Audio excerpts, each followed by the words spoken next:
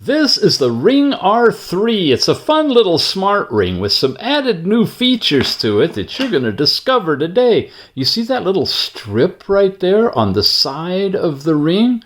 That tells you where the touch-sensitive spot is.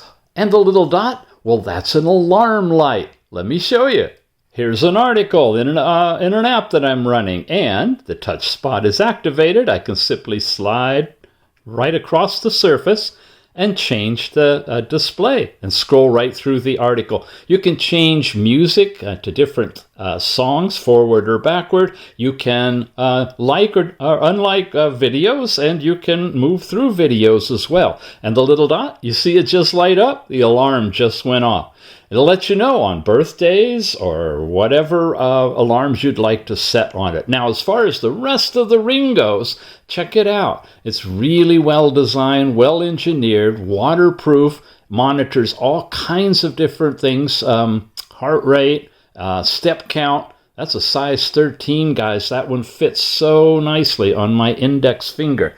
Lots of different color selections for you. Blood oxygen measured with a red diode. Really, really sweet. Check it out. It's called the Ring R3.